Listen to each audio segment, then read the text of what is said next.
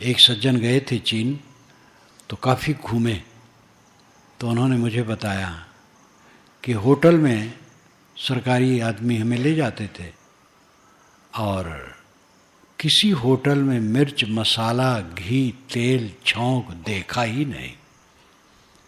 सभी होटलों में उबला हुआ रखा है, पानी भी उसमें है उबला हुआ।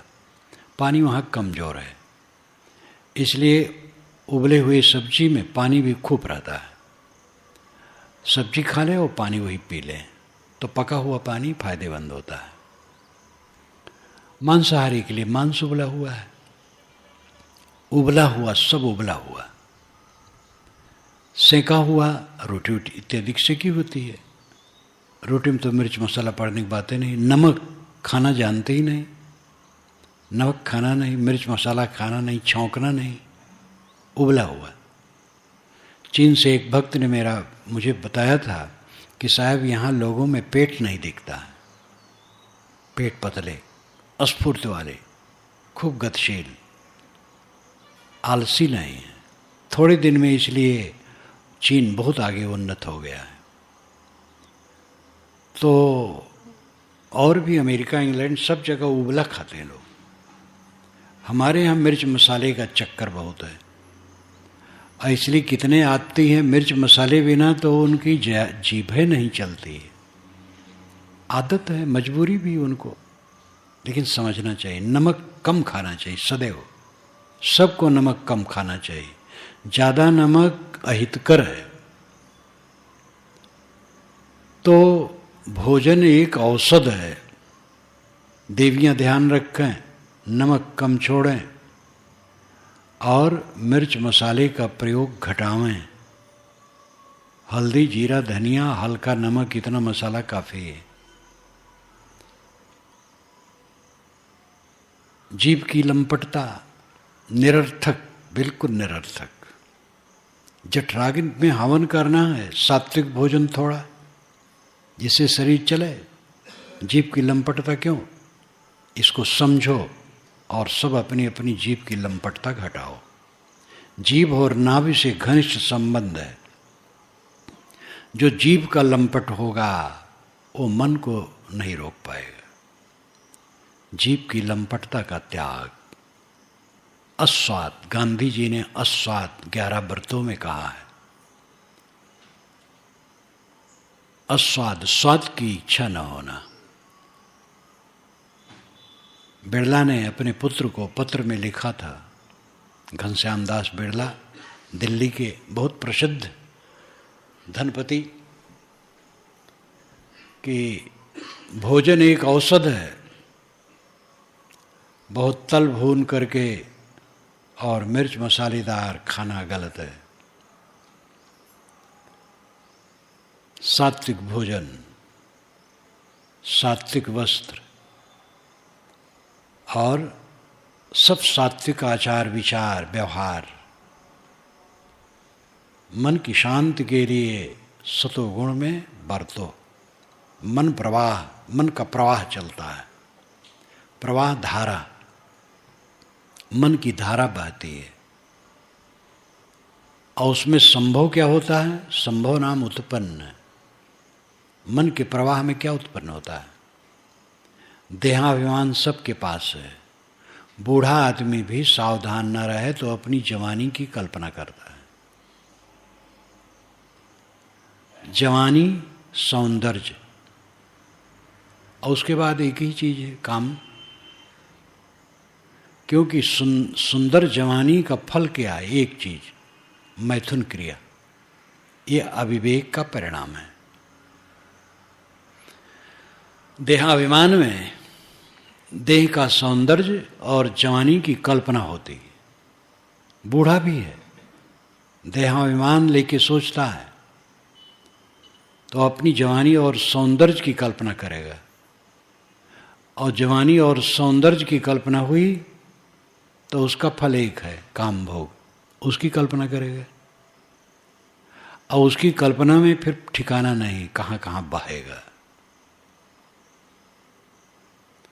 जहाँ अपने प्रतिकूल हुआ उसको मिटाने के लिए संकल्प होंगे। नीचा दिखाना, मिटाना। क्रोध, द्वेष, ईर्षा, अपने से अधिक संपन्न को देख करके ईर्षा, किसी के सुख संपत्ति को देख करके जलन।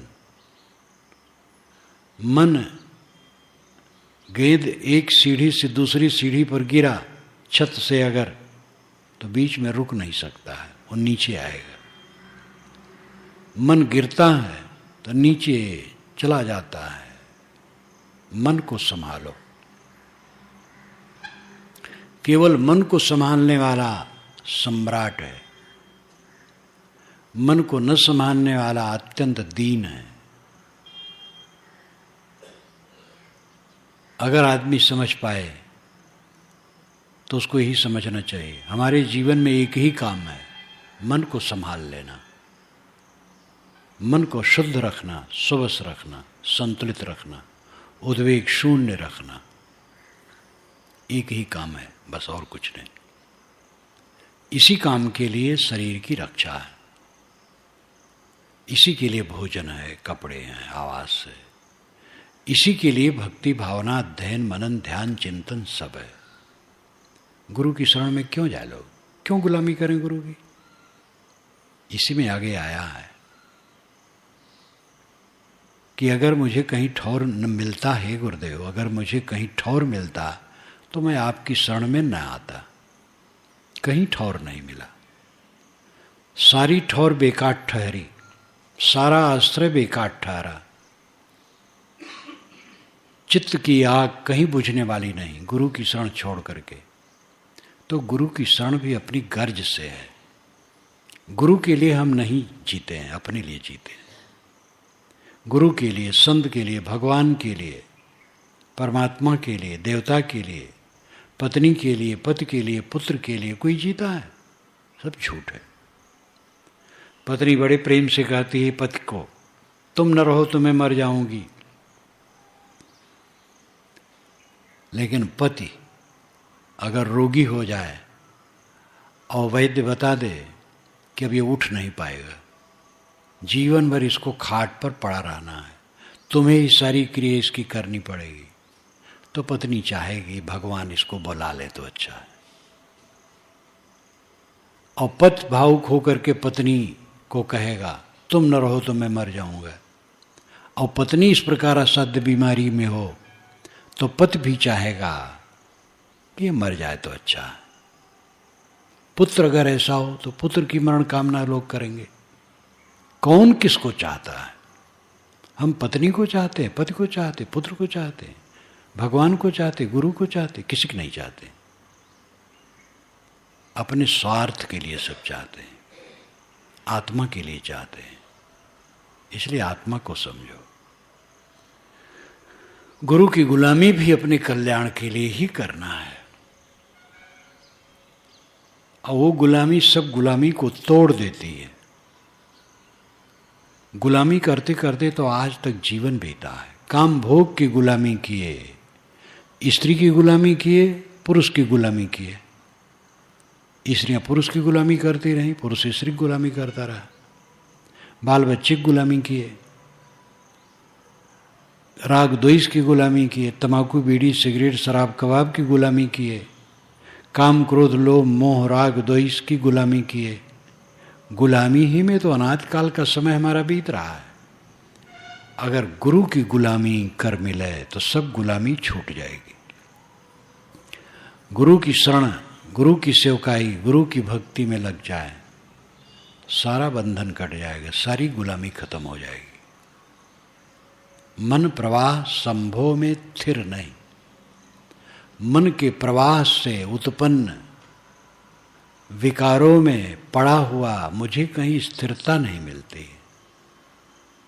काम वासना आई, काम वासना शांत हुई तो क्रोध आया, क्रोध शांत तो ईर्षा आई, ईर्षा शांत हुई तो चिंता आई।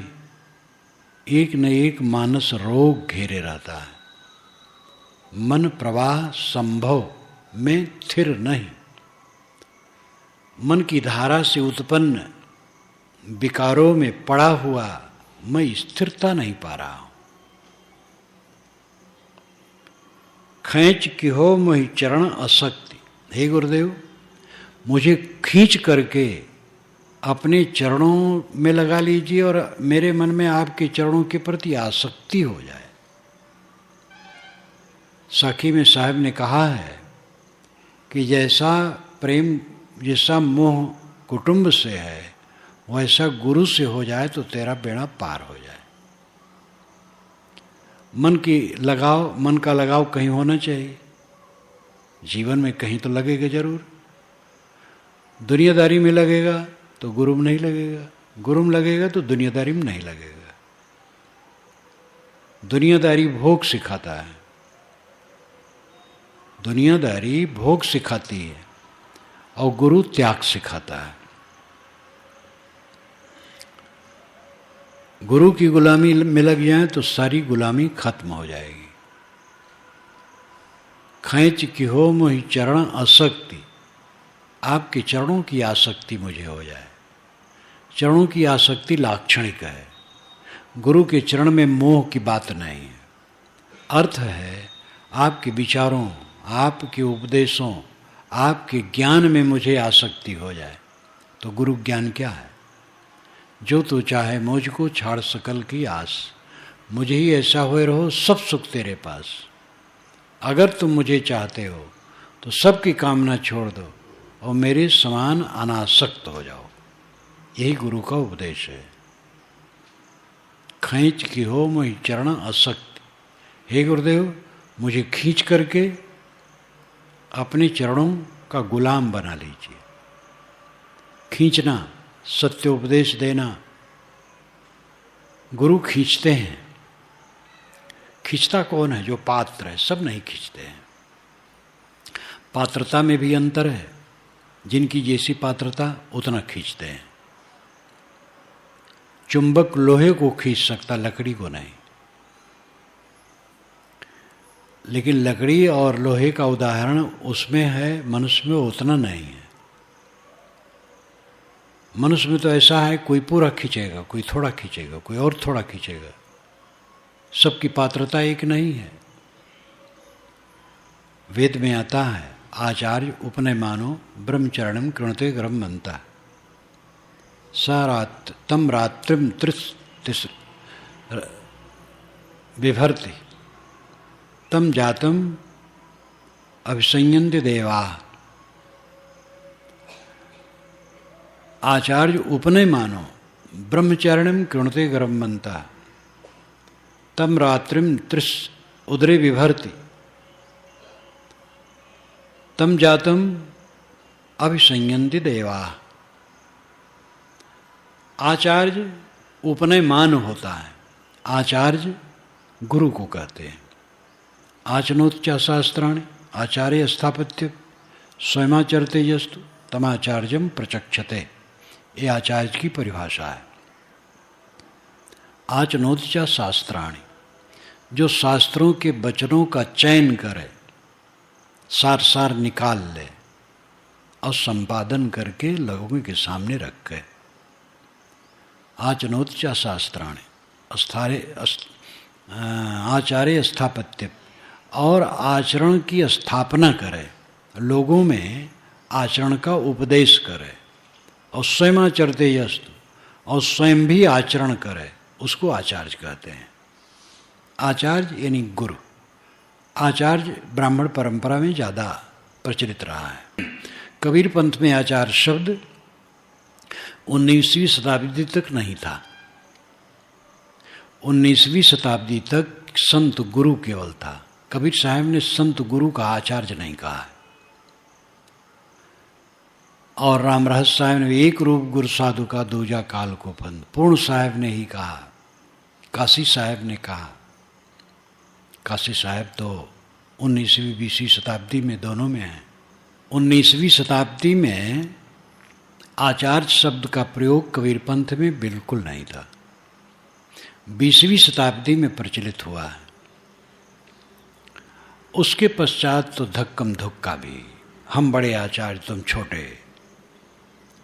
अब आजकल तो इतने आचार्य हैं बरसाती मेढक की तरह, जिसको देखो वही अपने का आचार्य लिख रहा है।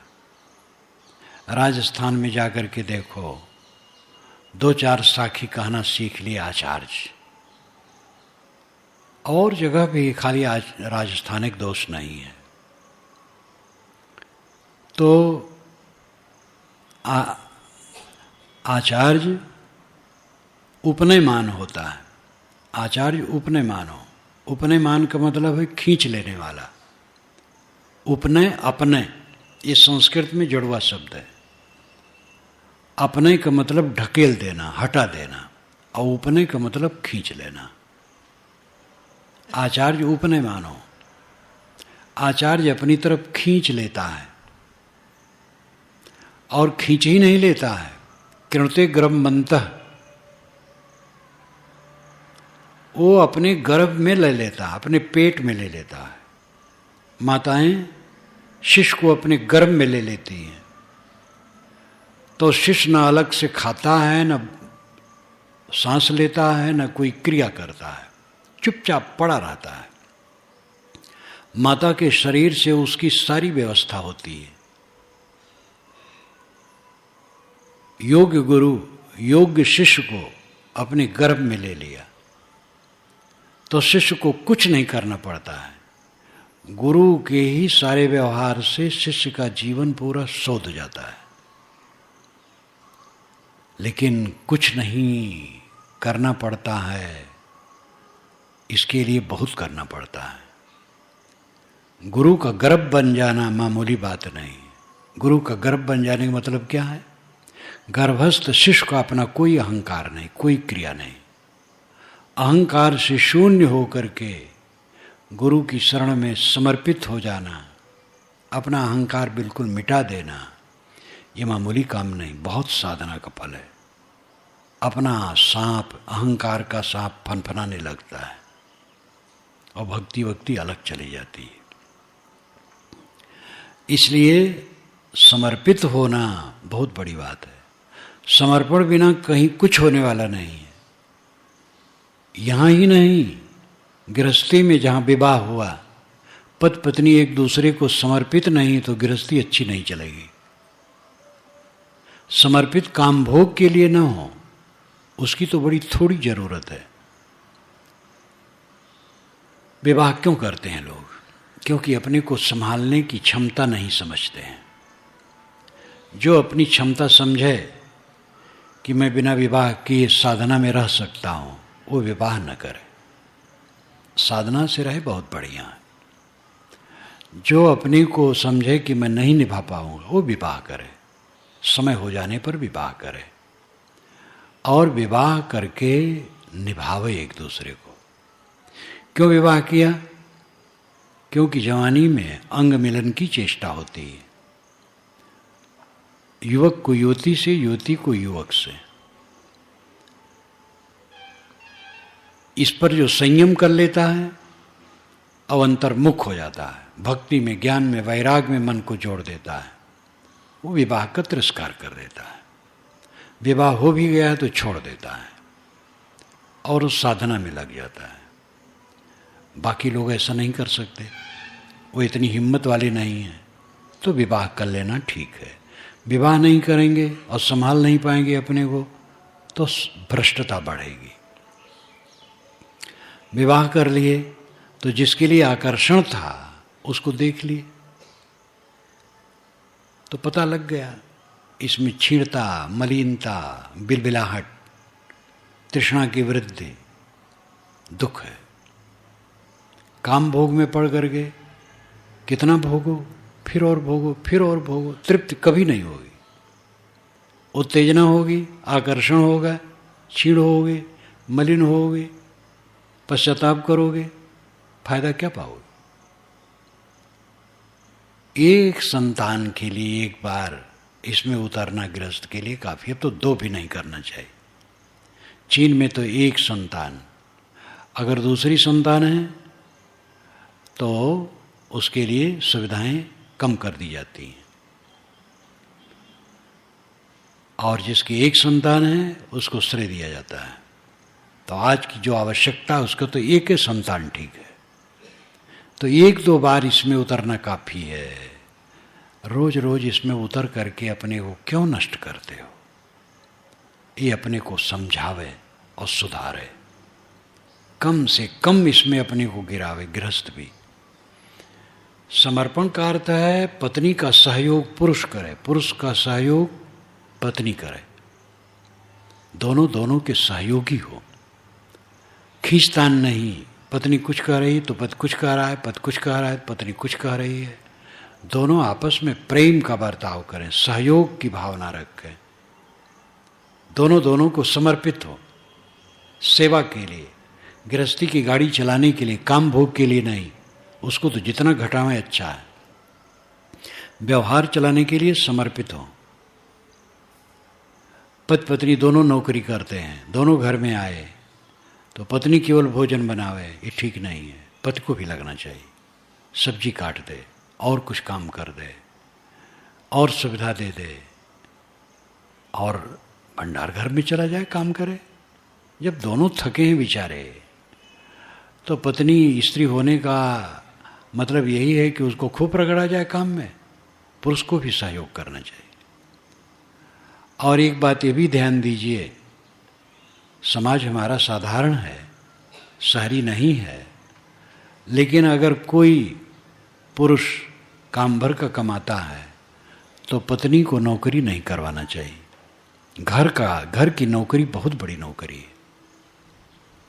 घर में रहे, घर का काम बहुत है। दोनों जहाँ नौकरी करते हैं उनकी गृहस्थी का सुख उड़ जाता है, पैसा बढ़ जाता है, दुख बढ़ जाता है, क्लेश बढ़ जाता है, आपस में झगड़ा लड़ाई भी बहुत ज़्यादा हो जाता है। कहीं कहीं है जो ठीक है, नहीं तो ठीक नहीं रहता है। दुकान करते हैं तो बिना समर्पित हुए दुकान न चलेगी। खेती करते हो तो समर्पित हो जाओ, व्यवसाय करते हो समर्पित हो जाओ, विद्या पढ़ते हो समर्पित हो के पढ़ो, एकदम जम करके। साधना में लगे हो तो समर्पित हो जाओ। हर जगह समर्पण ही विकास करेगा। कल्याण मार्ग में आए हो तो गुरु को समर्पित हो जाओ।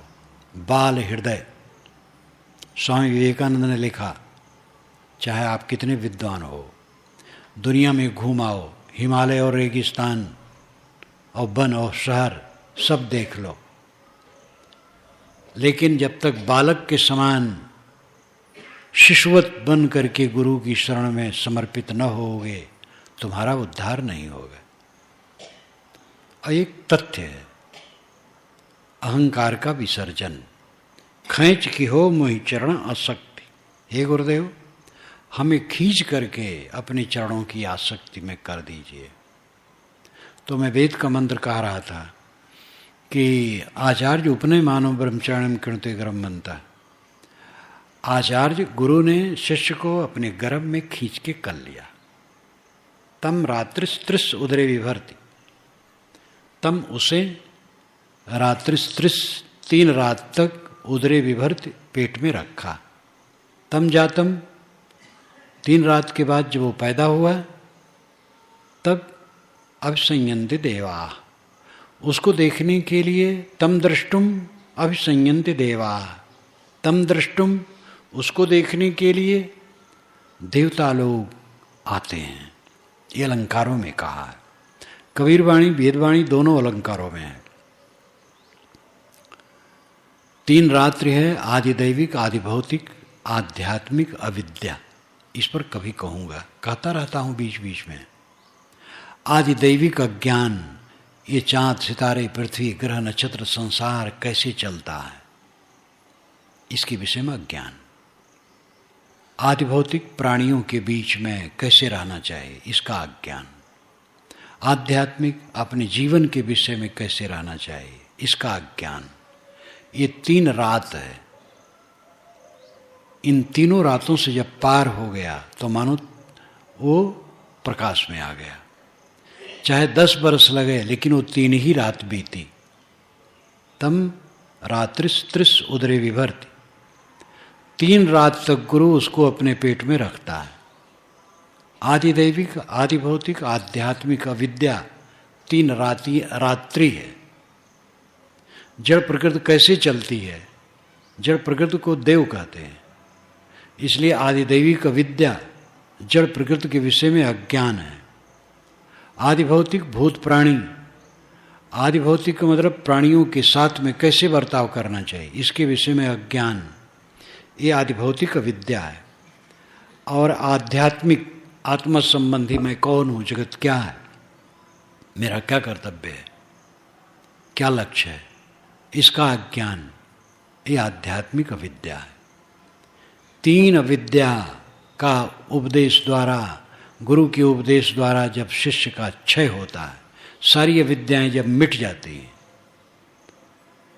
आदिदैविक ब्रह्म नहीं रहा, आध्यात्मिक आदि भौतिक नहीं रहा, तब वो मानो पैदा हो गया, तीनों रातों से अलग हो गया, दिव्य। तब देवता लोग उसके दर्शन के लिए आते हैं। कोई साधक जब उसके सारे अज्ञान मिट जाते, सारा मोह मिट जाता है, तब सज्जन लोग उसके निकट आते हैं कि इससे कुछ मिलेगा, क्योंकि मेरे सरीखाए दिखता है, लेकिन ये शांत है, तृप्त है, निष्काम है, निर्वाण है, शीतल है, और शीतलता की आवश्यकता हमें भी है। तब उसके पास लोग आते हैं। ये वेद का मंत्र है। साहब कहते, खींच की हो मोहि चरण असक्ति। हे गुरुदेव, आप हमें बलपूर्वक खींच लीजिए और अपने चरणों का गुलाम बना लीजिए। भंग चहो मैं तो मनसा को, करो निर्मूल कुबुध निज शक्ति। हे गुरुदेव, मैं आपकी मनसा को भंग करना चाहता हूँ। मनसा मन के विचार, आपके जो विचार हैं उसको मैं भंग करना चाहता हूँ, उसको तोड़ना चाहता हूँ, उसके विपरीत चलता हूँ, उल्टा चलता हूँ। जो आपका उपदेश उसको नहीं मानता हूँ, अपने मन का गुलामी करता हूँ। गुरुभक्त नहीं हूँ, मनमुख हूँ। गुरुमुख नहीं, मनमुख। विपरीत दिशा में चले वो मनमुख है। भंग चहो मैं तो मनसा को, आपकी मनसा, आपका विचार, आपका उद्देश्य, आपका लक्ष्य, आपकी समझ की मैं अवहेलना करता हूँ। भंग चहो मैं तो मनसा को, करो निर्मूल कुबुद्ध निज शक्ति। अपनी शक्ति से हमारी कुबुद्धि को जड़ से उखाड़ के फेंक दो। ये किसी की शक्ति नहीं कि दूसरे की कुबुद्धि को उखाड़ के फेंक दे। अपनी कुबुद्धि स्वयं उखाड़ के फेंकनी पड़ेगी। लेकिन अर्थ यह है कि हे गुरुदेव, हमारा तो बाल हृदय है, भ्रम में है। आप मुझे बार बार शरण में लगाइए, समझाइए, रास्ता दिखाइए, मेरी बुद्धि शुद्ध हो। करो निर्मूल कुबुद्ध निज शक्ति।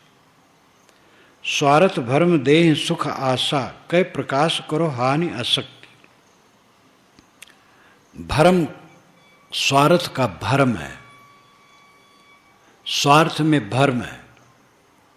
स्वार्थ निंदनीय नहीं है, लेकिन जब गलत तरीका होता है तब स्वार्थ निंदनीय हो जाता है। भोजन, वस्त्र, आवास, ये स्वार्थ है और ये निंदनीय नहीं है। लेकिन हम स्वार्थ जो नहीं है उसको हम स्वार्थ मान लेते हैं। हमारे बच्चे के पास पैसा ज़्यादा रहे, भतीजी के पास कम रहे, कोई हर्ज नहीं। हमारे लिए स्पेशल सब चीज़ें रहें, दूसरे के लिए कम रहे, कोई हर्ज नहीं। हमारा सम्मान ज़्यादा हो, मैं मालिक रहूं, मेरी बात सब माने और मैं किसी के न मानूं। मैं सबसे बुद्धिमान हूँ, विद्वान हूँ, मैं सबसे बड़ा त्यागी हूँ, मेरी इज्जत लोग करें और मैं किसी की इज्जत न करूं। ये मिथ्या स्वार्थ हमें घेर लेता है। भरम सुख आशा,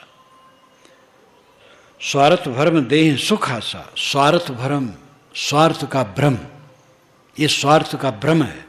ये स्वार्थ नहीं, अनर्थ है। लौकिक दृष्टि से स्वार्थ इतने हैं, भोजन मिल जाए, कपड़े मिल जाए, सोने की जगह मिल जाए, बस। आध्यात्मिक दृष्टि से स्वार्थ है हमारा मन निर्मल हो जाए, शांत हो जाए, आत्मलीन हो जाए, यही स्वार्थ है। संत स्वार्थी होते हैं, अपने आत्मा का कल्याण करते हैं। पक्के स्वार्थी बनो, स्वार्थी, स्वार्थ, स्वनाम खुद, अर्थ नाम प्रयोजन। अपना खास प्रयोजन क्या है? परमानंद में सब समय रहना, क्लेश रहित रहना, दुख रहित रहना, यही हमारा मुख्य अर्थ है, यही स्वार्थ है। और इसमें जो रहे सब समय, क्या पूछना है? ये स्वार्थ कितना प्रशंसनीय है। आध्यात्मिक दृष्टि से स्वार्थ है आत्मलीनता, आत्म पवित्रता, आत्मशांत, आत्मानंद में रहना। व्यवहारिक दृष्टि से अर्थ है भोजन, वस्त्र, आवास मिलता रहे। वो मिलता रहेगा, उसको जपना नहीं है। मेहनत करते रहो, जहाँ रहो मेहनत करो, खाना पानी सब मिलेगा। पशु पक्षी सबको मिलता है, चींटियाँ, कीड़े मकोड़े सबको मिलता है, आपको कैसे नहीं मिलेगा? जहाँ रहो तहाँ मेहनती रहो बस।